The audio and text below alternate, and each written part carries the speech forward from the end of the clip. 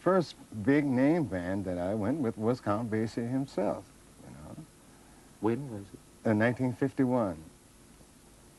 And I had been playing with local bands around St. Louis, although before then I had been writing for Earl Hines' last big band. I was arranging for Earl Hines' band before he joined Louis Armstrong's group in 1947. And so then I was fooling around in St. Louis through the late 40s until Clark Terry told Count Basie about me when Basie was reforming his big band. Because in 49 and 50, Basie had a sextet. You remember that sextet? Yes. Buddy DeFranco and Wardell Gray and Clark and all those. And so that was my first real job playing and writing for a name band like Count Basie's band. You know, we were all self-taught back in those days. We didn't have teachers. There was no schools for learning how to write. You know, not jazz.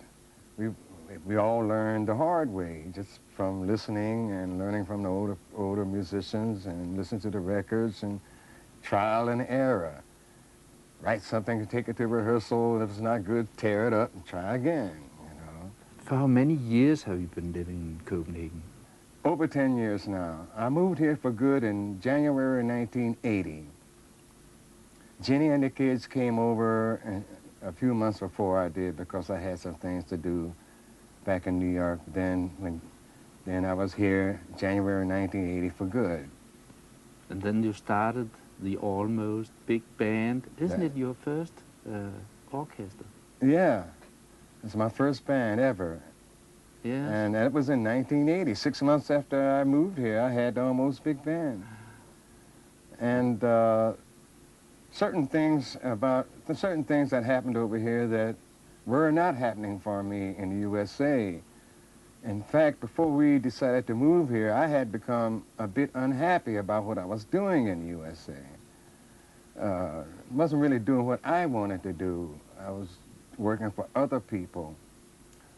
I had fun playing with Clark Terry's big band, but some of the other things I had to teach a lot, and I wasn't making any records. I could not get any record company interested in getting me to record. Since I've been here, I have 4 albums out, 4 albums and a CD with Almost Big Band. Now that's 28, 29 years ago. This is unbelievable. Then something happened. My first wife and I, we had to move or something, and I forgot about the music, forgot about it. All those years, the music was just lying around. And last year, the man that was working with me at the time, he was my copyist, the man that copied the parts from the score, the parts for the orchestra, you know. He sent me a tape that I had forgotten about also of the first 2 parts of the suite. And when I played the tape, I flipped. I said, I can't believe what I'm hearing.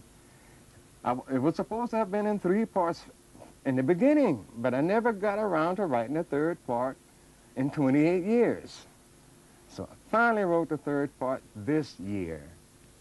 And I think that's an unbelievable story that it would take me almost 30 years to finish a piece of music. But it's